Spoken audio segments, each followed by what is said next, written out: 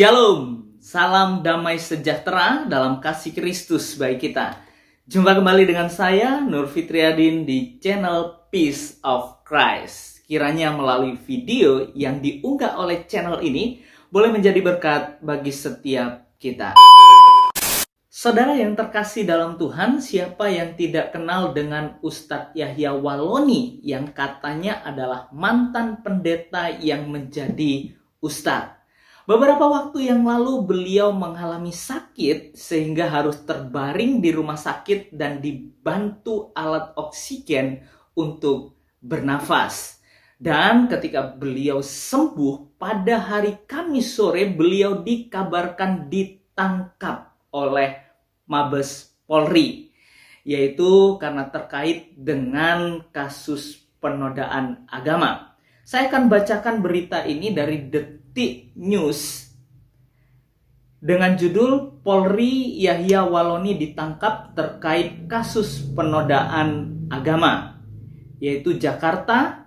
Yahya Walloni ditangkap di Tipit Siber Bareskrim Polri tadi sore. Yahya Walloni ditangkap di rumahnya di Cibubur. Ya, betul, ditangkap tadi sore sekitar jam 17.00 WIB di rumahnya, ujar Kadif Humas Polri Irjen Argo Yuwono saat dihubungi. Nah, kalau kita perhatikan di sini seterusnya, informasi mengenai penangkapan ini sebelumnya disampaikan Dirsiber Bareskrim Polri Brigjen Asep Edi Suheri. Belum ada penjelasan lebih lanjut mengenai detail penangkapan ini. Benar kata Dirsiber Bareskrim Polri Brigjen Asep Edi Suheri saat diminta konfirmasi soal penangkapan Yahya Walloni.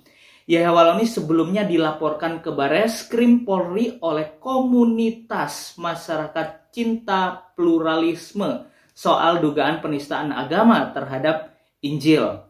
Yahya Walloni dinilai menista agama dalam ceramah yang menyebut Bible itu palsu.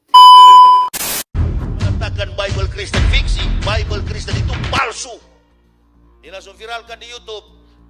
Di tengah-tengah Ustadz Somad ditantang, orang masuk Islam.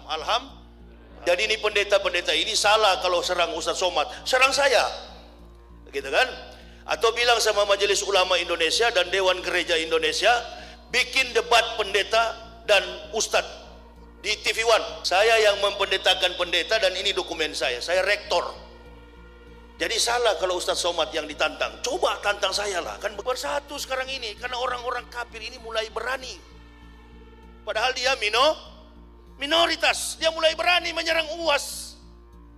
Menyerang Ustadz Somad sama saja dengan membangunkan harimau yang sedang itu. Kasihan kau. Kau pertama kafir, kedua goblok. Dan di Indonesia ini tidak ada pendeta yang kuasai bahasa itu. Ada 3 orang dulunya, 2 sudah di neraka karena sudah mati, tinggal saya masih hidup.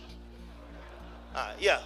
Makanya jangan tantang Ustadz Somad, tantang Yahya Walloni ini yang berkoar-koar di YouTube. Kenapa antum tidak tantang?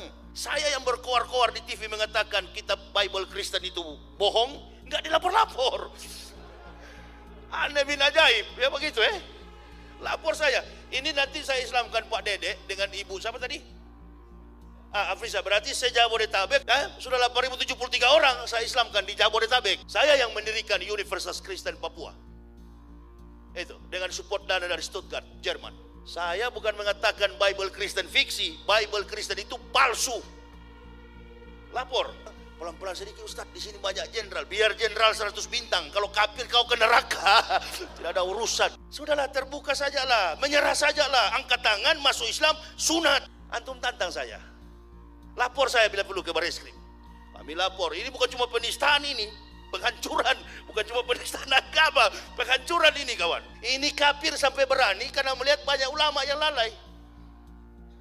Banyak orang Islam yang munafik suka menjilat kotoran kafir. Coba sekali-sekali lah pimpinan gereja tertinggi di Indonesia tantang saya, kan begitu.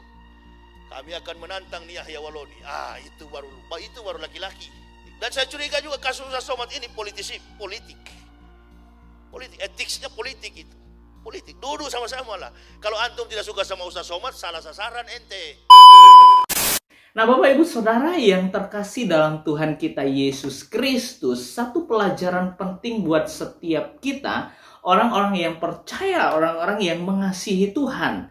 Nasihat di dalam Amsal 11 ayatnya yang ke-12, demikian firman Tuhan. Siapa menghina sesamanya tidak berakal budi, tetapi orang yang pandai berdiam diri.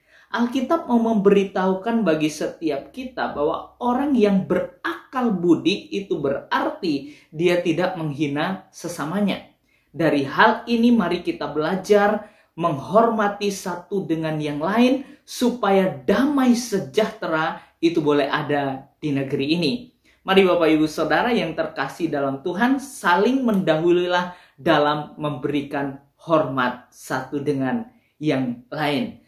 Cinta damai, jadilah pembawa damai di dalam setiap kehidupan kita, pribadi lepas pribadi. Tuhan Yesus memberkati kita semua. Solideo Gloria.